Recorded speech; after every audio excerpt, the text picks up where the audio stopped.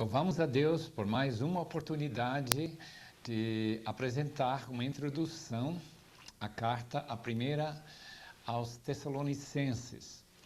Esta cidade que situava-se na província romana de Macedônia, ao norte da Grécia de hoje.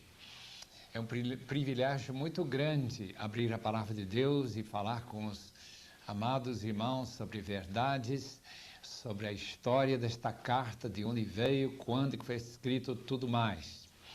Começamos, como praxe, falar sobre a autoria.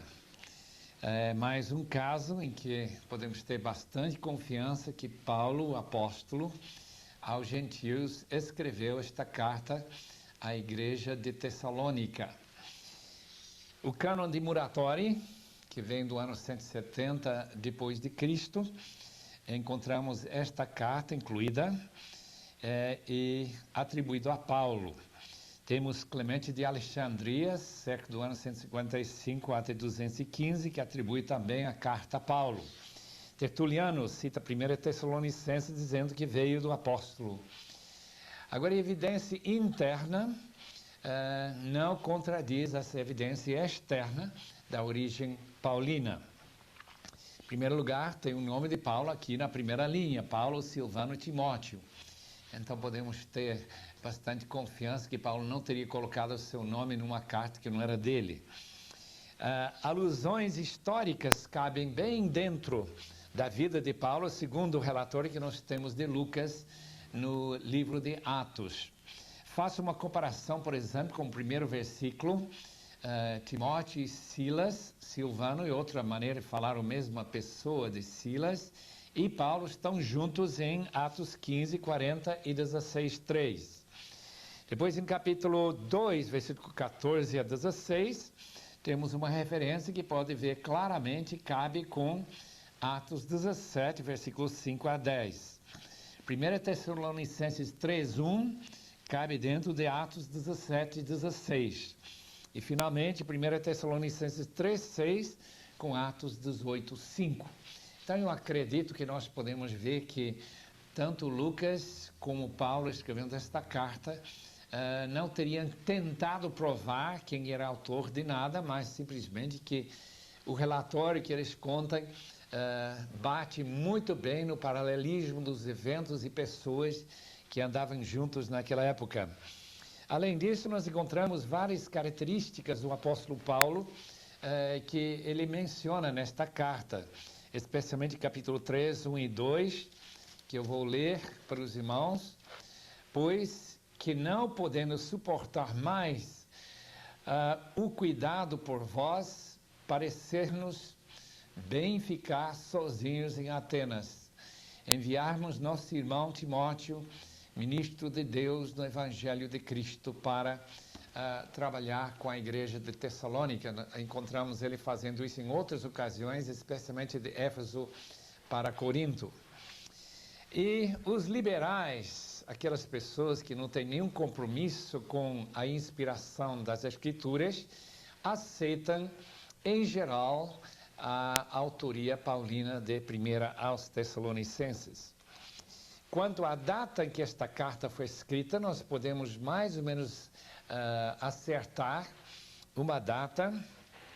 Theodor Ozan, aquele famoso escritor sobre introdução, 3 volumes ao Novo Testamento, ele colocou a data de 53 depois de Cristo. Por outro lado, outro alemão, famoso historiador da igreja, Adolfo Harnack, colocou 48.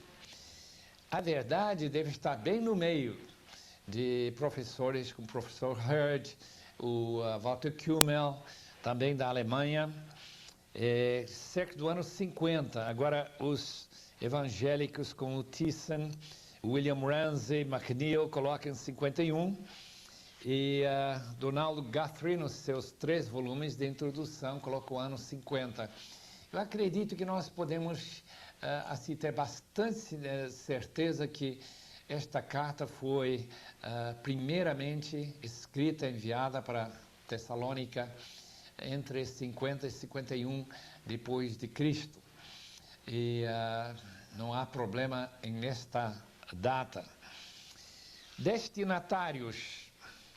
O que nós sabemos acerca da Tessalônica, podemos agora falar que era a principal cidade da Macedônia, aquela província ao norte da Grécia, como tinha a Caia no sul, a principal cidade era Corinto. Então Paulo estava interessado nessas cidades principais para implantar a igreja, para que a igreja pudesse se expandir e desenvolver na província toda. Então, como Filipos, Anfípolis, Apolônia eram cidades, e Bereia eram cidades de Macedônia, mas a principal, em termos de tamanho, era um porto, era Tessalônica.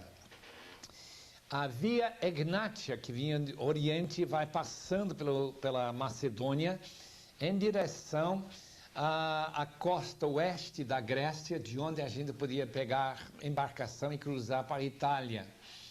Então, essa estrada muito importante de comércio, como também estrada militar, passava também por Tessalônica, além do fato que era uma cidade portuária. Hoje em dia, uma cidade relativamente grande. Eu tive o privilégio de visitar aquela cidade em 1962 e fiquei impressionado com o tamanho. Infelizmente, não encontrei muitos crentes em Tessalônica. Paulo foi lá e foi expulsa da cidade novamente por causa a inveja que os judeus sentiram. E a cidade foi evangelizada nessa segunda viagem missionária de Paulo e Silas.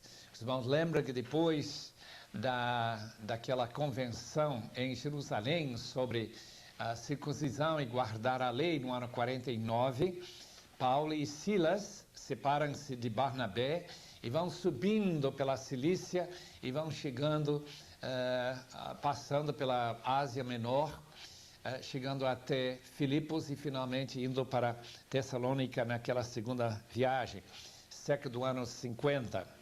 Pregou durante 3 sábados na sinagoga aos judeus. O texto de Atos 17 nos informa que ele arrazoou com eles acerca das Escrituras para provar não somente que Jesus era o Messias, mas que ele tinha que sofrer e morrer pelos pecados, que era um dos problemas que os judeus tinham dificuldades em engolir, que Jesus Cristo seria um Messias sofredor. Eu acredito que Paulo deve ter usado também para arrazoar na sinagoga, capítulo 53 de Isaías. A reação diante da pregação do Evangelho foi boa, e pessoas, inclusive judeus e gentios, especialmente aqueles que eram amigos do judaísmo, chamados tementes de Deus, que se reuniram na sinagoga, mas não tinham sido circuncidados, não estavam comprometidos com a lei de Deus, guardar a lei, não tinham sido prosélitos. Eles eram as pessoas que mais facilmente se abririam para receber o Evangelho. E que uma boa parte da igreja de Tessalônica foi daqueles indivíduos. Além disso, o texto, curiosamente, menciona que muitas mulheres importantes também se converteram. Muitas mulheres distintas, capítulo 17 de Atos, versículo 4.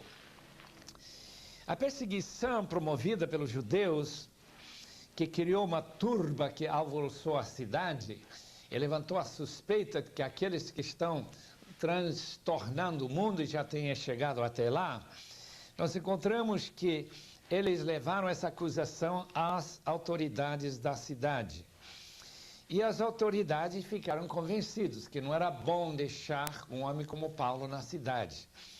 Então, de noite, os irmãos pegaram Paulo e levaram ele para fora da cidade para ele continuar sua viagem até Bereia. Mas eles também pegaram de um dos convertidos, mencionado aqui também em Atos 17, Jasson, que ele de alguma forma pagou alguma fiança, talvez uma quantia bastante alta, para garantir que Paulo não voltaria para Tessalônica durante algum tempo. Eu acredito que Paulo deve ter passado mais uma vez na vida, mas não temos certeza sobre isso. Mas a carta é para continuar o ministério que ficou tão reduzido em tempo. Com certeza Paulo teria gasto muito mais tempo em Tessalônica se ele tivesse tido a oportunidade, mas por causa dessa perseguição, ele foi encaminhado para ir para Bereia. Timóteo foi enviado para Tessalônica para ver como estavam passando os inexperientes crentes daquela cidade. Trouxe boas novas para Paulo, que se encontrava em Corinto. Então sabemos de onde esta carta foi escrita da cidade de Corinto, lá para o ano 50, 51, onde Paulo foi descendo depois de passar em Atenas. Os irmãos sabem que ele continuou sua viagem até chegar em Corinto e começar a igreja lá, onde ele passou 1 ano e meio. Então de lá ele recebeu as notícias que Timóteo trouxe para ele, e graças a Deus as notícias foram boas. Com certeza também ele recebeu algumas notícias que provocaram a escrita desta carta. Algumas notícias a respeito do que os irmãos lá estavam preocupados em relação à segunda vinda de Cristo. E também o problema que acontecia em várias igrejas que Paulo fundou, o problema de ter pessoas que estavam cometendo prostituição, fornicação nas igrejas de Paulo. Então escreve algo sobre isso. Nós encontramos que Paulo realmente tinha um grande amor e interesse para os seus novos filhos na fé em Tessalônica, na Macedônia. Ele tem outros textos, quando ele menciona os macedônios, por exemplo, em capítulo 8 de 2 Coríntios, onde ele fala da graça de Deus que caindo sobre as igrejas da Macedônia, incluindo Tessalônica, com certeza, Filipos, Apolônia e Bereia, que aqueles irmãos tiveram um grande interesse em levantar essa oferta para os necessitados em Jerusalém. Com certeza foram irmãos muito queridos e dedicados. A impressão que nós temos é muito forte nessa direção. E vamos agora parar para falar um pouquinho sobre o esboço, o conteúdo desta carta. O esboço que eu tenho aqui começa com a saudação do primeiro versículo, onde Paulo se identifica como autor junto com Silvano e Timóteo. Depois ele dá ações de graça a Deus pelos irmãos, pela fé, pela constância daqueles crentes de Tessalônica, capítulo 1, versículos 2 até 10. Depois ele entra numa explicação, versículos 1 a 16 do capítulo 2, sobre suas atividades. E com certeza porque que ele não tinha voltado para Tessalônica quando o trabalho era tão mal começado, e ele teria fugido, só que ele fugiu forçado e não porque ele queria abandonar aqueles irmãos. Depois, em quarto lugar, temos um relatório dos acontecimentos desde sua partida de Tessalônica, capítulo 2, versículo 17, até 3, versículo 10. Depois ele fala sobre sua oração para logo poder chegar a visitar aqueles irmãos, versículos 11 a 13 do capítulo 3. Em sexto lugar, ele fala uma exortação à vida santa, uma vida de amor fraternal, amor de família de Deus. Capítulo 4, versículos 1 até 12. Depois ele ensina algo sobre a vinda de Cristo. Este é o texto em que ele fala sobre arrebatamento, tão famoso esse texto. Capítulo 4, 13 até 5, 10. E depois exortações diversas em 5, 12 a 22. Aqueles versículos bem curtinhos, para não desprezar profecias, para julgar todas as coisas, não abafar o Espírito Santo. E finalmente, oração, saudação final e a bênção que termina esta linda carta, primeira carta aos Tessalonicenses. O que nós vamos fazer agora, no tempo que nos resta, está conversando sobre algumas das características desta carta, alguns do seu conteúdo, suas peculiaridades, e termos o privilégio de comentar e talvez explicar alguns textos. uma das peculiaridades desta carta, como já vimos também em Filipenses, é falta de citação do Antigo Testamento. É um pouco estranho para Paulo não citar o Antigo Testamento. Ele estava tão inculcado com aquele texto que ele tinha já estudado tantos anos aos pés de Gamaliel e que já tinha com certeza decorado tantos textos. É um pouco estranho não encontrar. Encontramos sim referências à Trindade em capítulo 1, versículos 1 a 5, e sobre o segundo advento, como nós já mencionamos, também a doutrina da salvação, capítulo 1, versículo 3 e 4, 4, 3, 5, 8, 10, 23, juízo, capítulo 1, versículo 10, 5, 9 e assim por diante. Quer dizer, ainda que não seja uma carta muito voltada à doutrina, por exemplo, como Efésios ou Romanos, nós encontramos aqui estas referências à Trindade, a juízo, a segunda vinda, a essas doutrinas. Na introdução, encontramos Paulo junto com Silvano e Timóteo, justamente aqueles companheiros que acompanhavam Paulo na sua segunda viagem missionária. É interessante que Silvano tivesse estado com Paulo, porque nós descobrimos que este mesmo Silvano, creio eu, não temos absoluta certeza, é aquele que também estava com Pedro em Roma, quando ele escreveu 1 de Pedro. E o interessante, fazendo uma comparação do grego, do estilo de 1 Tessalonicenses, juntamente com 1 de Pedro, encontramos que esta frase que nós encontramos através de Silvano, que Paulo escreveu esta carta, foi seu amanuense, e talvez teria ajudado também na escrita, na redação de 1 de Pedro. Pelo menos assim pensa o professor, escritor, comentarista E.G. Selwyn, que escreveu um comentário muito valioso sobre 1 de Pedro. E ele então calcula que o que nós temos aqui, a influência na redação de 1 Tessalonicenses, como também de 1 de Pedro, e que dá para ver esta qualidade de grego e estilo que encontramos nas duas cartas. Eu acho interessante que nesta carta aos Tessalonicenses, Paulo não se identifica como apóstolo. Veja como ele começa a sua carta. Paulo, Silvano e Timóteo, a igreja dos Tessalonicenses em Deus Pai e no Senhor Jesus Cristo, graça e paz a vós outros. Não menciona o seu apostolado.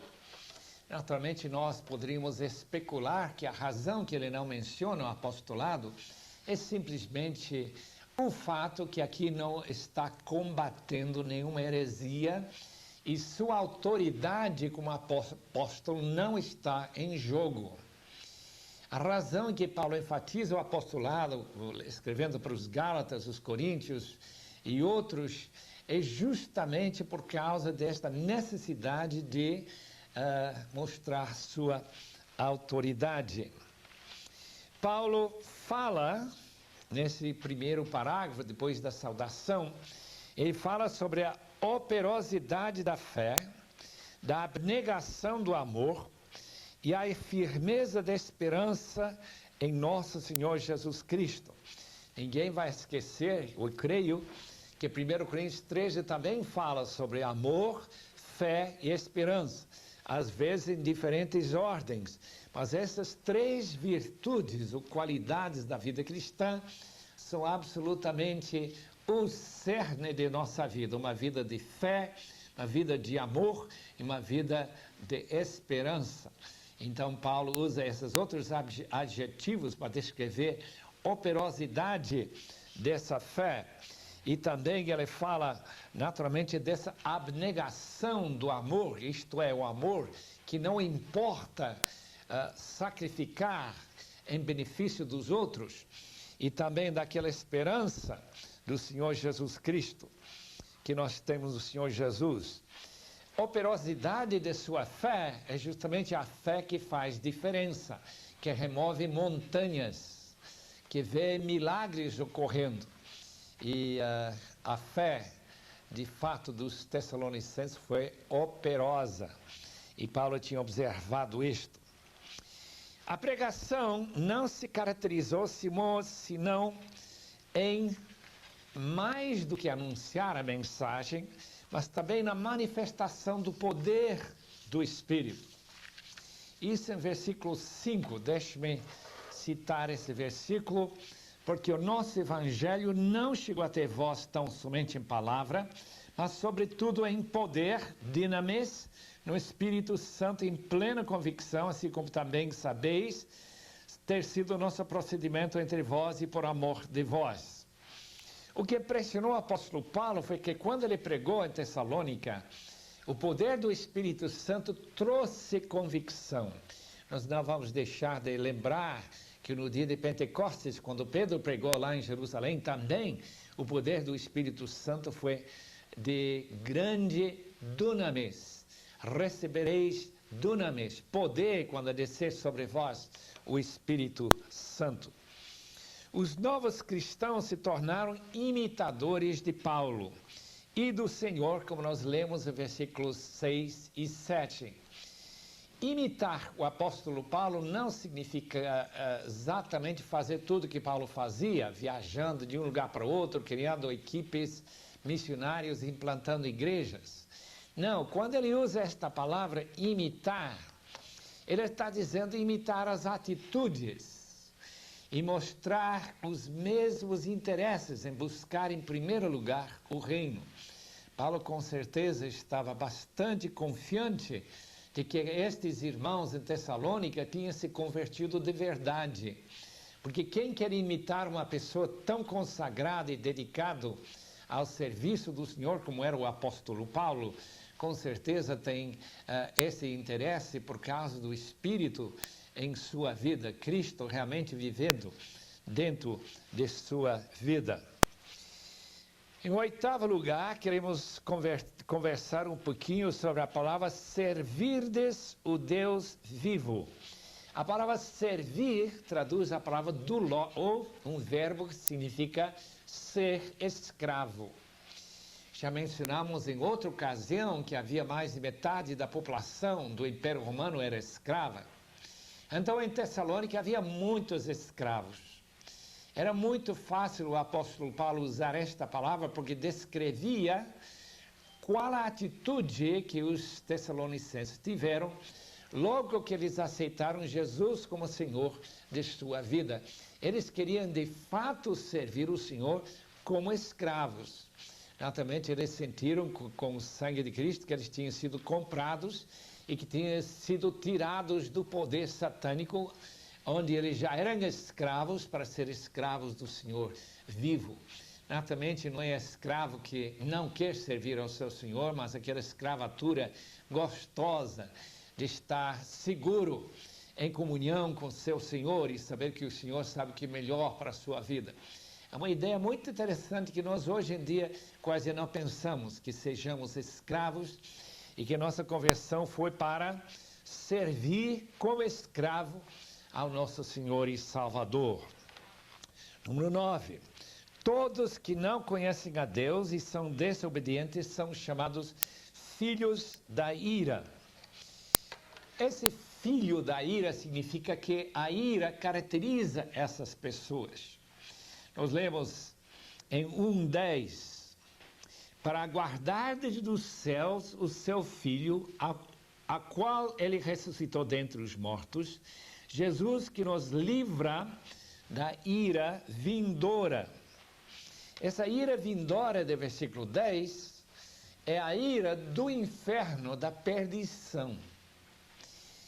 Lago de Fogo, segundo capítulo 19 de Apocalipse. Amado estudante da palavra, esta vida que pode passar com o mínimo de manifestação da ira de Deus para os incrédulos, sempre vai ser compensado essa falta de ira nesta vida, manifestação dessa ira, na ira vindoura, o juízo final, a segunda morte. Os filhos da ira são as pessoas que não se convertem, que não se entregam, que caminham paulatinamente, dia após dia, sem preocupar-se com o destino de suas almas.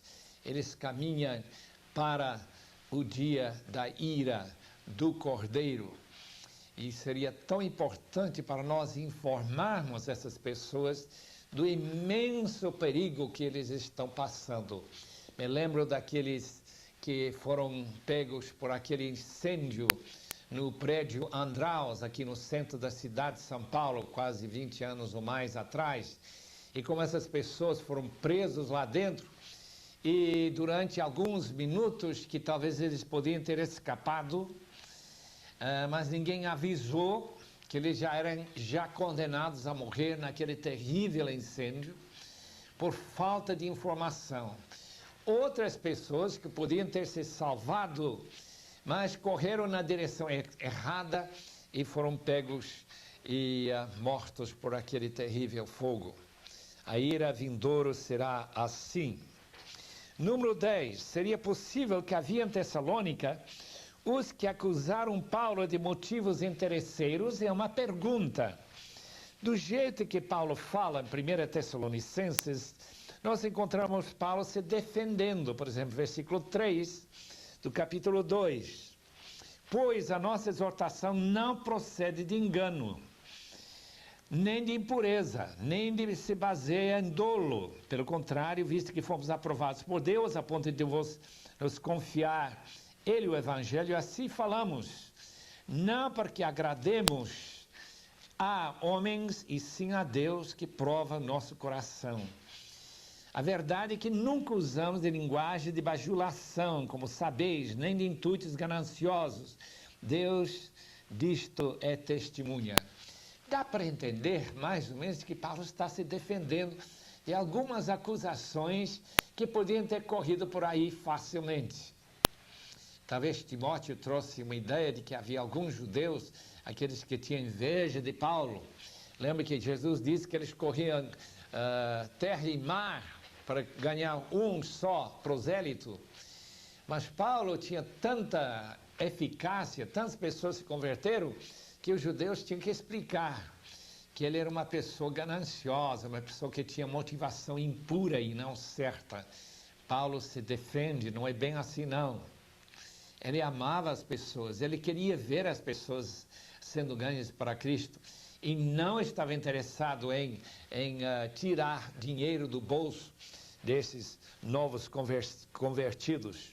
Com certeza ele não quis fazer comércio do Evangelho. Assim ele fala para aqueles irmãos aí. Paulo argumenta em 1 Coríntios capítulo 9 que o trabalhador na seara do Senhor tem direito ao seu salário e que não é a vontade de Deus que se amordaça a boca do boi que vai trilhando, né? Aquela debulha do trigo daquela época, era os bois passando em cima daquele trigo. Paulo diz, esse boi precisa poder comer também.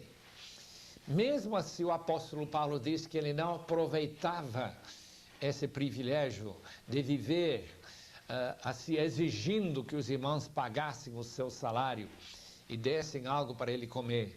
Ele trabalhava com suas mãos, ele não quis ser pesado para aqueles irmãos, muitos deles muito pobres, sabemos disso em 2 Coríntios 8, em que ele fala que essa oferta que eles deram foi uma oferta de grande pobreza, profunda pobreza daqueles irmãos da Macedônia. Podemos dar graças a Deus que ele não se interessou por esse motivo e não quis depender da hospedagem sem ele trabalhar como fazedor de tendas, ou até, talvez trabalhando em outro ofício. Número 12.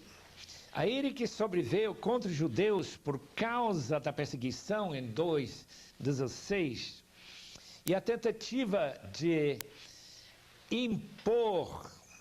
impedir que o evangelho seja pregado aos gentios é principalmente demonstrado na rejeição do evangelho, como nós encontramos em Romanos capítulos 1 até 3. Como que a ira de Deus, que capítulo 1, versículo 18 de Romanos se manifesta? Se manifesta entre nós e que depois de ouvir o evangelho, a pessoa endurece o coração, rejeita o evangelho, e em vez de ouvir a pregação mais, ele se levanta para perseguir. E Paulo diz, como ele fala para os Filipenses, capítulo 1, versículo 27 e 28, que isto é sinal da condenação eterna dessas pessoas perseguidoras. Paulo também foi perseguidor da igreja, mas ele recebeu misericórdia disso porque ele não entendeu o que ele estava fazendo. E Deus o perdoou maravilhosamente. Nós já temos comentado que esta perseguição lá em Tessalônica era dos judeus, partiu dessa inveja tão característica como os judeus tinham na época de Jesus. Mas o apóstolo deixa muito claro que um dia Deus vai agraciar os judeus com a salvação e que ele vai retirar dos judeus a iniquidade. Leia com cuidado Romanos 11, versículos 25 e 26, onde ele fala da conversão futura da geração última, antes da segunda vinda de Cristo, dos judeus que hão de se converter. Em número 13, queremos comentar o amor profundo que Paulo tinha para os Tessalonicenses. E se mostra em várias passagens neste belo livro, bela carta. Por exemplo, 2:8, tornastes muito amados de nós, muito amados, com grande desejo ir ver-vos pessoalmente. Por isso quisemos ir até vós, pelo menos eu, Paulo, não somente uma vez, mas duas, contudo, Satanás nos barrou caminho. Não fosse Satanás com aquela fiança que foi exigida pelas autoridades da cidade de Tessalônica, me parece que Paulo teria com certeza voltado ou teria ficado em Tessalônica. Mas como Satanás não permitiu que ele voltasse, este grande amor que ele tinha para esses seus recém-nascidos crianças na fé, então ele ficou frustrado.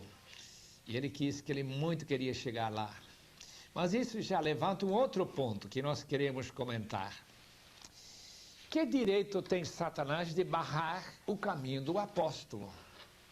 Que autoridade tem este anjo caído, creio, um arcanjo, chamado o diabo, Satanás, a antiga serpente, de barrar o caminho do apóstolo?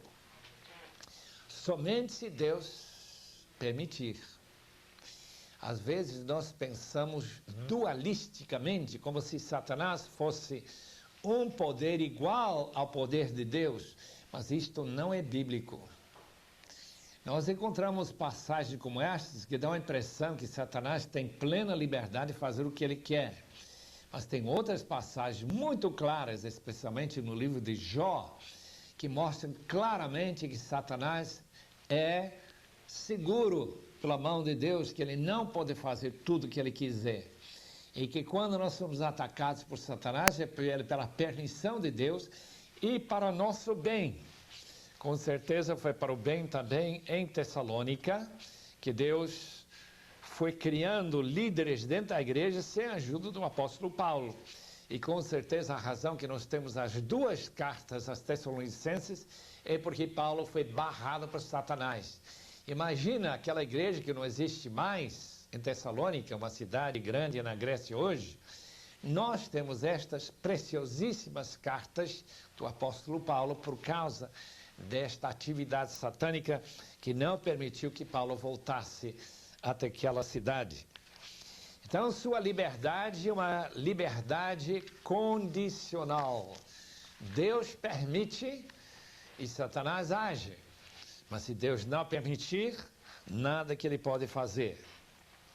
Número 15.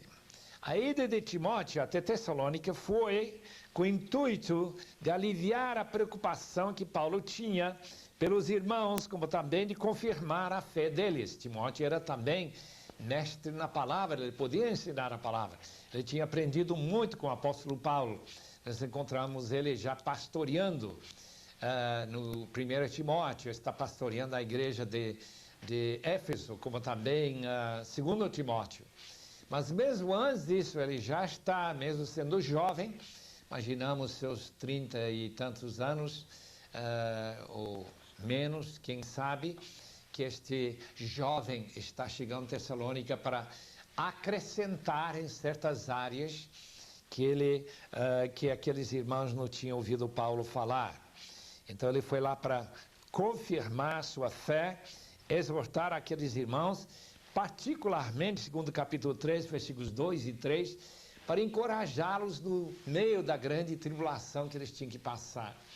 Especialmente, eu imagino, a tribulação que os judeus convertidos, nos lembramos que em Atos 17 foram judeus que se converteram em alguns casos em Tessalônica, além de um número muito bom de gentios, que esses irmãos judeus devem ter recebido muita pressão para eles voltarem para o judaísmo e continuar a praticar esses velhos requisitos da lei, separando-se daqueles irmãos gentios. Número 16. Não devemos pensar nunca, Paulo ensina, que a tribulação é necessariamente uma punição da parte de Deus. É algo que faz parte natural da experiência do cristão. E Paulo tinha predito em capítulo 3, versículo 4, que a perseguição e a aflição atingiria os irmãos em Tessalônica. Escuta essas palavras, capítulo 3, versículo 4. Quando ainda estávamos convosco, predissemos que íamos ser afligidos, o que de fato aconteceu e é de vosso conhecimento.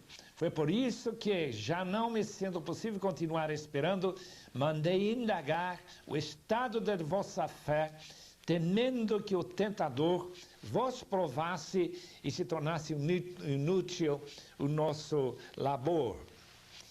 Ser provado pelo tentador dá a impressão não tanto de tentação para o pecado, havia com certeza esse aspecto, mas a palavra tentação, palavra em grego peirasmos, está diretamente ligado com a ideia também de pressão, de aflição, de perseguição.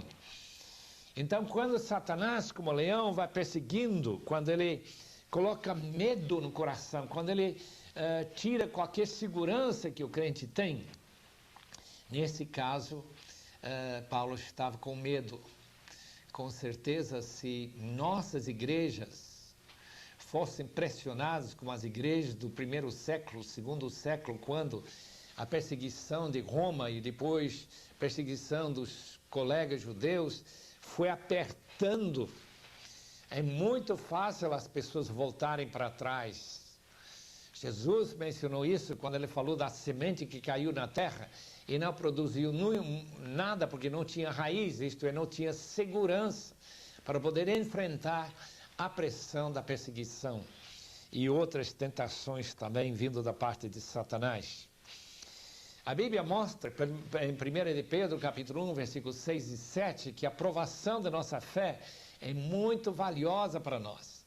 É como quem apura ouro para tirar as impurezas. Então nós crescemos muito na perseguição e também na provação. Naturalmente Deus não tenta as pessoas para pecarem, mas Ele permite que Satanás e outros meios, homens maus, perseguem os irmãos.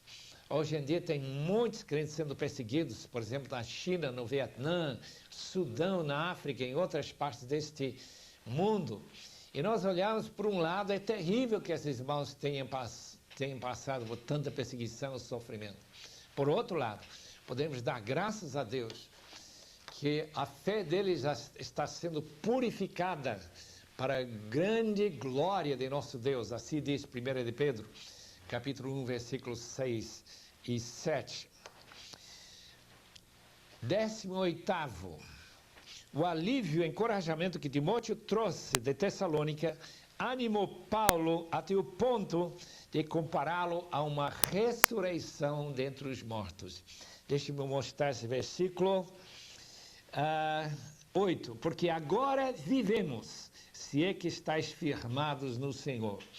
Como é bom ter um pastor que ama tanto que quando ele vê os irmãos andando firmes na fé, que esse pastor que sentia-se morto recebe nova vida.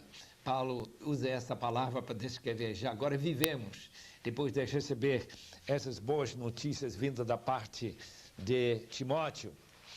Paulo estava ciente de algumas deficiências da fé dos tessalonicenses. Então, quando ele chega no capítulo 4, ele vai entrar neste assunto que, com certeza, Timóteo informou o grande apóstolo sobre essas deficiências, essas lacunas, essas áreas que Paulo não teve assim tempo para poder explicar e ensinar melhor. Em capítulo 4, portanto, começando com o primeiro versículo até 9, nós encontramos duas áreas que possivelmente havia, e bem provável que havia, deficiência. A primeira coisa que Paulo quer enfrentar aqui é justamente a santificação na área sexual. Escuta esses versículos, por exemplo, versículo 3 de capítulo 4. Pois esta é a vontade de Deus, a vossa santificação, que vos abstenhais da prostituição. Nas cidades gregas daquela época, cidades como Corinto, Tessalônica e outras cidades, especialmente as maiores e portuárias, eram cidades onde a prostituição era muito comum. Pior do que os motéis que nós temos aqui em cidades brasileiras. É triste.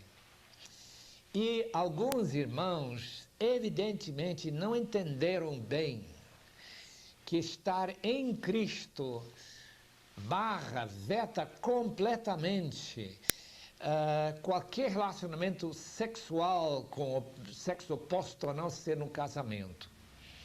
E Paulo, portanto, chama isso de defraudar o seu irmão. Defraudar como? De duas formas. Pecado contra o próprio corpo, Paulo explica em 1 Coríntios capítulo 6, versículos 12 até 16, como também ele explica claramente que é um pecado contra o corpo de Cristo, porque esse pecado contamina todo o corpo. Paulo explica isso muito bem também em 1 Coríntios capítulo 6, versículo 19. Não sabeis que vosso corpo, a igreja, é de Cristo, é templo do Espírito Santo. O Espírito Santo habita entre vós, mas se um dos membros da igreja está contaminado com uma infecção moral chamada prostituição, não seria de condenação da parte de Deus? Com certeza. E Paulo, portanto, exorta os irmãos a se santificarem. Esta é a vontade de Deus para a sua vida. Não praticar a prostituição, naturalmente, e não adultério. E além disto, ele faz uma referência, versículo 9, no tocante ao amor fraternal. Não há necessidade que vos escreva, porque vós mesmos estáis instruídos por Deus, deveis amar-vos uns aos outros. Paulo já explicou em Romanos que o amor de Deus é derramado em nossos corações pelo Espírito Santo. E Paulo tem certeza que os irmãos em Tessalônica estão recebendo essa instrução que eles devem amar aos seus irmãos. A igreja deve ficar muito unida no amor mútuo. Agora chegamos àquele texto tão impressionante sobre o arrebatamento. A razão que Paulo fala sobre esta subida para o encontro com Cristo nos ares é simplesmente o fato de que em Tessalônica os irmãos tinham presenciado pelo menos a morte de um outro irmão, e eles achavam que eles entendido que Paulo tinha ensinado, que Cristo estaria voltando tão brevemente, que não haveria necessidade de ninguém mais morrer, uma vez que ele já era de Cristo. E Paulo explica muito bem que não é bem isso que ele queria dizer. Se eles entenderam isso, entenderam mal. Não, quem morre da igreja de Cristo, que são verdadeiros crentes, eles só dormem em Cristo. Capítulo 4, versículo 13 a 18.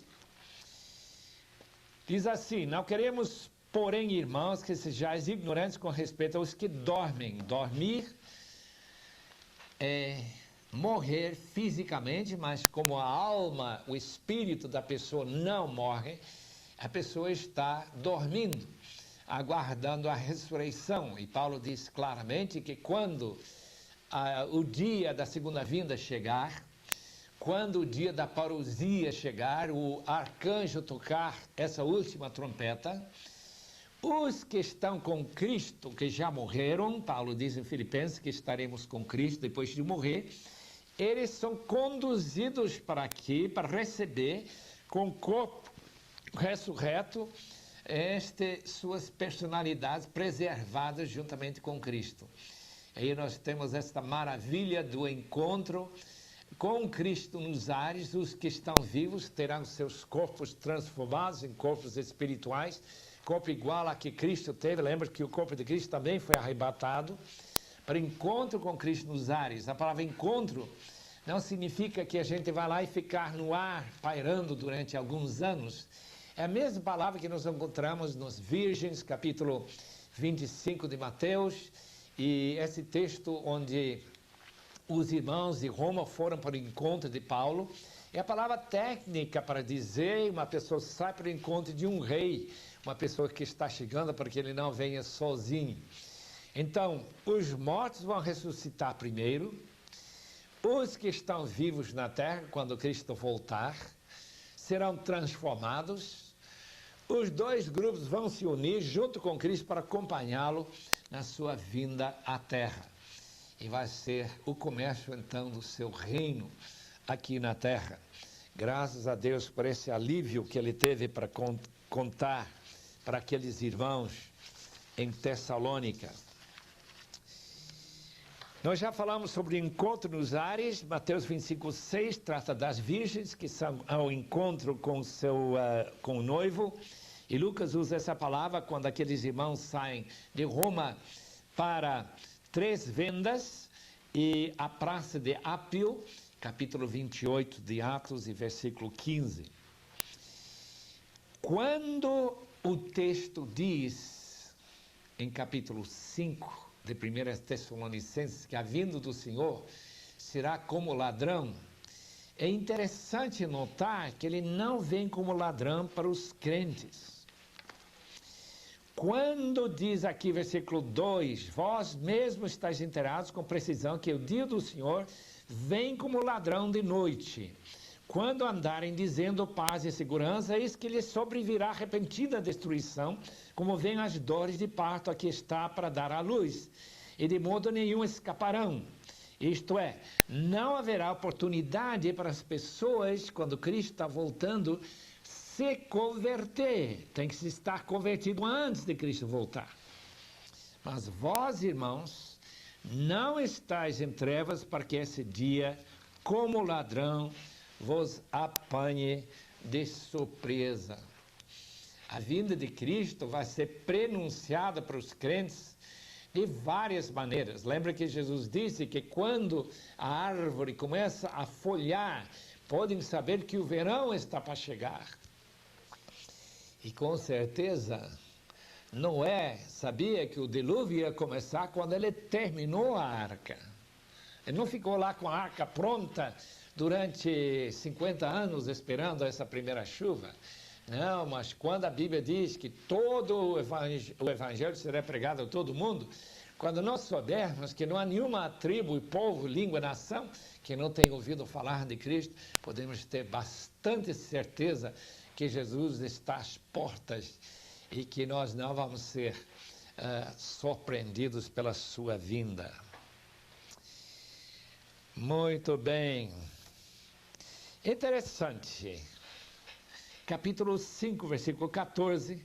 Exortamo-vos também, irmãos, que admoesteis os insubmissos, consoleis os desanimados, ampareis os fracos e sejais longânimos para com todos. A igreja tinha insubmissos. Talvez as pessoas que estavam acusando Paulo de ter interesses financeiros em pregar o evangelho. Havia outras pessoas que tinham visto algum ente querido morrer, que estava em Cristo. Eles precisam de consolação. E também havia alguns fracos, talvez aquelas pessoas que, já tendo vivido a sua vida na prostituição, são tentadas a continuar a se prostituindo. Paulo diz que aqueles irmãos que vos exortam, aqueles pastores da igreja, aqueles bispos que nós já vimos em Filipenses capítulo 1, versículo 1, eles devem dar aquele apoio, aquela ajuda pastoral. É importante nesse versículo 14 encontrar referências do que significa ser pastor. cuidar dos insubmissos, consolar os tristes e, naturalmente, amparar os fracos na sua fé. Nós encontramos nesse grande capítulo 5 também uma referência a apagar o espírito. Jogar areia em cima do fogo do espírito. A palavra apagar significa apagar fogo. Ou jogar água em cima do Espírito Santo para apagá-lo. O que significa, neste contexto, apagar o espírito? Parece bastante claro, seria desprezar profecias. Versículo 20. Não apagueis o espírito, não desprezeis as profecias, julgai todas as coisas, retendo o que é bom. Por que as pessoas desprezam profecias? É porque não se cumprem. Deve ter acontecido também em Tessalônica, que havia profecias que não se cumpriram. Daí Paulo dá o grande conselho da palavra de Deus, que ele também dá aos Coríntios, em capítulo 14. Julgar as profecias. Buscar no Senhor se essa profecia é confirmada pelo Senhor ou não. Porque se não é confirmada pelo Senhor, pode ser errado. Isso então pode levar a igreja a se tornar uma igreja que não tem nada a ver, não quer nada com o Espírito Santo. Temos de julgar todas as coisas, temos que escutar a voz do Espírito quando ele está falando e temos que cuidar de saber que é o Espírito mesmo que está falando. 1 de João, capítulo 4, versículos 1 a 3, diz que nós devemos testar os espíritos, se ele vem de Deus ou se ele vem de outro lugar, obviamente, de Satanás. Último, versículo 23 de capítulo 5, faz referência ao espírito, alma e corpo, mas não é uma prova cabal que o homem é composto de 3 partes, tripartite. Temos intérpretes dicotomistas, que dizem que tem uma parte corporal, físico, que é natural neste mundo, que come carne, feijão e arroz, como também temos outra parte não físico, que inclui a mente, que inclui pensamentos, que inclui nossa alma, que vivifica este corpo, que inclui nosso espírito, que se vivifica pela presença do Espírito Santo conosco, assim por diante. Temos uma parte material, uma parte imaterial. Essa posição é chamada dicotomista, mas também tem a posição tricotomista. Homens como vários estudiosos, como Gleason Archer, no seu trabalho sobre dificuldades da Bíblia, ele usa isso como um reflexo do fato que nós fomos criados na imagem de Deus. Como Deus é triuno, nós também somos triuno, corpo, alma e espírito. É interessante, né? Encontrar essas divergências. Até hoje ninguém sabe para dizer finalmente como que é isso. Mas Deus os abençoe. Como sempre, nós gostaríamos de recomendar alguns livros. Temos o panorama do Novo Testamento, que nós gostamos de recomendar, eu acho que seria muito útil. Temos o Novo Testamento do Dr. Merrill Tenney, que é Novo Testamento, sua origem e análise. Temos o famoso manual bíblico, que estuda cada livro da Bíblia, então tem um estudo bom sobre 1 Tessalonicenses. Temos as anotações na Bíblia Shed, temos aquele livro sobre examinar as Escrituras, do Dr. Sidlow Bagster.